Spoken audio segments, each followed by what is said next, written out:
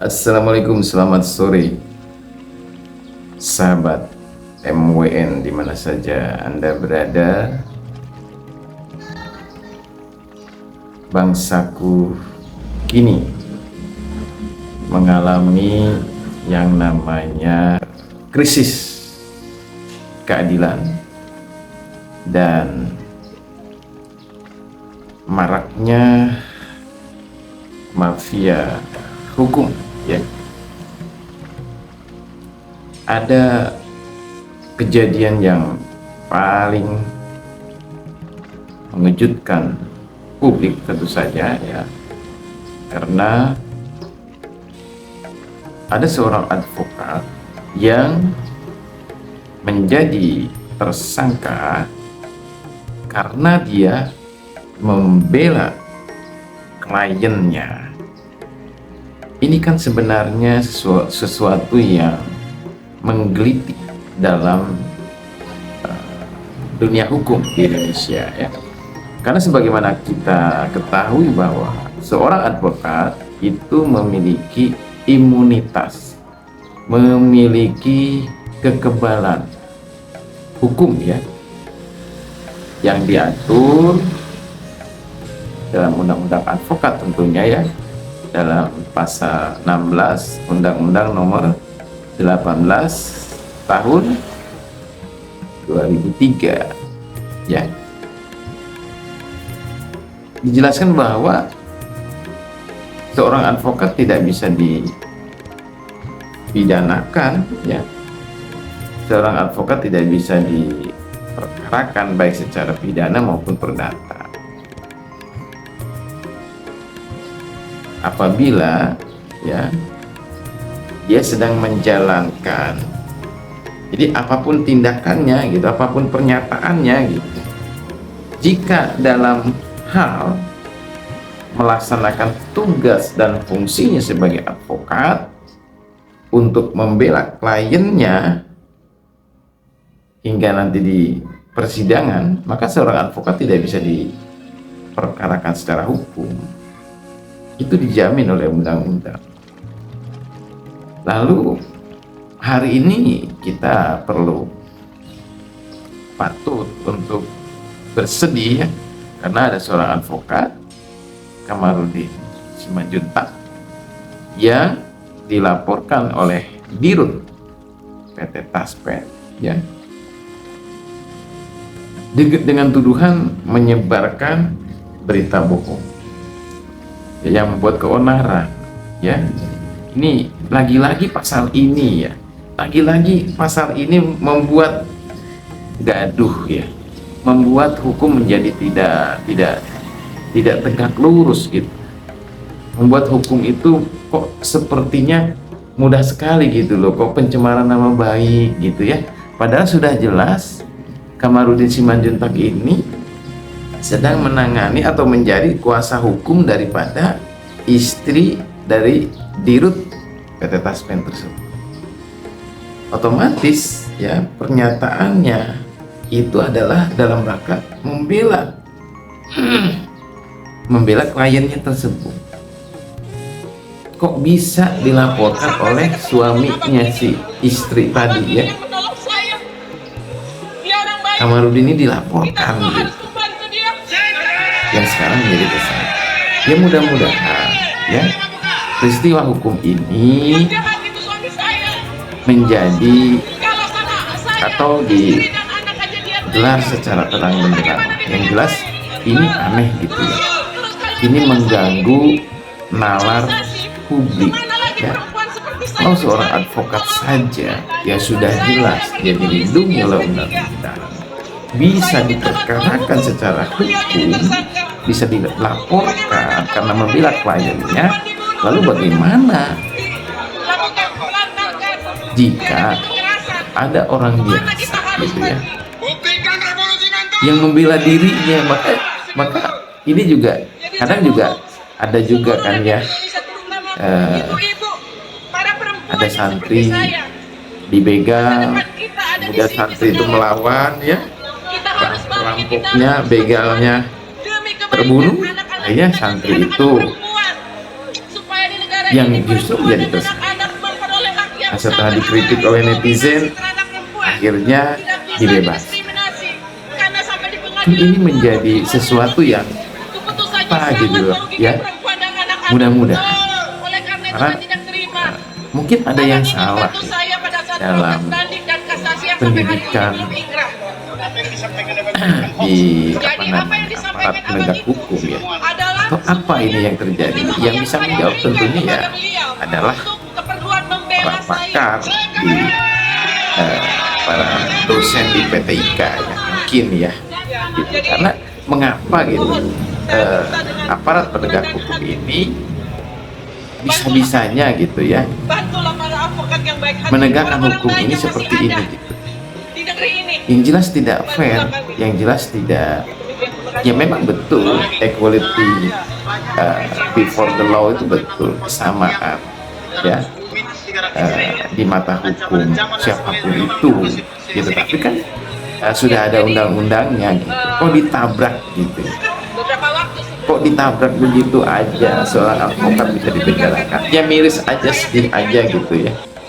Jangan sampailah negara kita ini jadi negara yang ya amburadul tata. Mungkin dalam hal ini Prof. Mahfud MD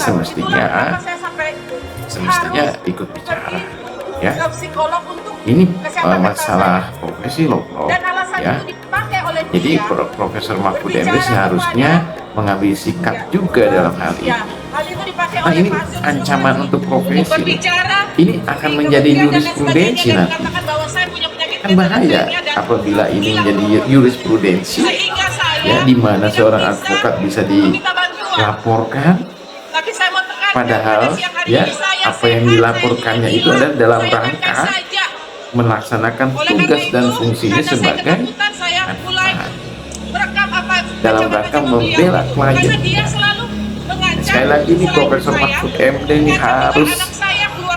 harus meluruskan gitu ya. Jadi jangan ya, saat ini sudah bagus ya kan, ketika Mahfud MD melakukan sebuah apa namanya pressure kepada aparat penegak hukum atau koreksi, pasti itu bisa koreksi atau bisa teratasi ya. Ayo Prof. Mahfud MD ya, ini adalah ancaman bagi profesi advokat. Mudah-mudahan Profesor Mahfud MD segera ya untuk apa namanya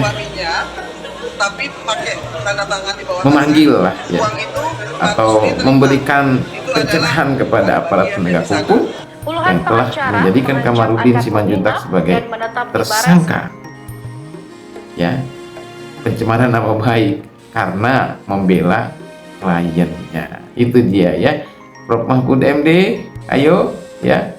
Dan pesan juga buat Prof. Mahfud MD ya, apabila kasus tindak pidana pencucian uang ini tidak terbukti ya sudah segera di stop saja, kasihan itu ya Prof ya. Itu pesan dari saya juga, itu juga karena saya juga miris ya Prof ya, di mana ada sebuah pesantren yang rekeningnya juga diblokir ya, sehingga padahal mereka harus makan, harus bayar honor gurunya, mereka harus bayar listrik ya kan, mereka harus jalankan mesin laundrynya, mereka harus banyaklah kegiatan ekonomi di sana, kegiatan belajar mengajar di sana ya kan, sampai-sampai orang tua mau ngasih uang jajan ke santri aja tidak bisa ya kan. Itu kan ya miris juga ya Prof ya gitu. Dahulukan rasa kemanusiaan yang adil dan beradab, kan begitu ya Prof ya. Sepertinya sih tindak pidana pencucian uang yang dialamatkan, yang dituduhkan kepada AS Panji Gumilang itu juga sulit untuk dibuktikan ya, karena memang menurut sepengetahuan saya ya, setelah mengamati gitu ya, dari cara bagaimana Al Zaitun mengumpulkan uang ya, itu uangnya itu bersumber dari wali santri ya, kemudian bersumber ya wali santri yang menyumbang gitu kan. Jadi mereka wali santri ketika satu Muharram mereka mengumpulkan uangnya ya kan, bersedekah di sana untuk pembangunan, untuk ekonomi, seperti itulah sebetulnya. Jadi kemudian ada juga yang melalui apa itu yang sedang disidik juga oleh Mabes Polri ya, sumbangan-sumbangan yang disebut apa itu namanya apa itu ya, Jamas, kalau tidak salah Jamas ya gitu ya. Itu juga sebetulnya itu juga sumbangan-sumbangan dari wali santri juga itu melalui rekening bank. Bahkan kalau tidak salah ya ada rekeningnya sendiri juga, itu rekening Jamas ya, itu sebagaimana yang diinformasikan oleh Mabes Polri juga gitu ya. Artinya ketika sebuah sumbangan untuk pembangunan pondok pesantren itu melalui rekening bank, tentu saja kan di situ sesuatu yang aman lah, yang legal gitu ya, tidak mungkin ilegal ya kan. Kalau ilegal ya sudah terendus oleh OJK, oleh PPATK kan, seperti itu ya. Mudah-mudahan Prof. Mahfud MD lebih bijak dalam mensikapi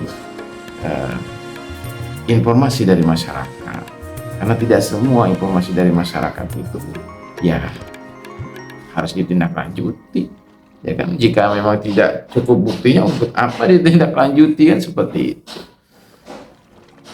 Mungkin sudah cukup lah keterangan dari Pak Hendro Priyono, dari Pak Muldoko, kemudian dari Pak Wiranto. Menurut saya itu sudah cukup lah untuk menilai di mana posisi yang namanya Al Zaitun itu.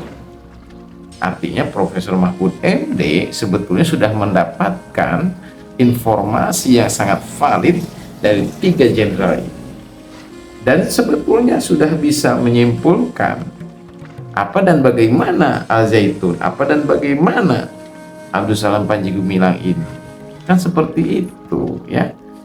Jadi untuk tuduhan tindak pidana pencucian uang ini jauh sekali ya, karena Zaitun itu memang merupakan sivitas ya, komunitas yang sangat besar ya. Dia memiliki santri dari seluruh Indonesia, wali santrinya tersebar di seluruh Indonesia bahkan dunia ya, yang mereka memiliki loyalitas ya, yang mereka memiliki sumbangsi kepedulian terhadap Indonesia yang sangat luar biasa. Mereka mau menyumbangkan dananya untuk program-program Indonesia Emas di tahun 2045 ya, karena AS Panji Gumilang itu selalu mengajak komunitasnya untuk menuju Indonesia Emas di tahun 2050 ya, dengan program-program pendidikan, program ekonomi dan pendidikan, begitu ya. Selamat sore semuanya, semoga kita semua senantiasa diberikan kesehatan oleh Allah Subhanahu wa Ta'ala, dan juga semoga para pemimpin kita diberikan kesehatan serta diberikan taufik dan hidayahnya di dalam memimpin bangsa Indonesia untuk bangkit dan maju.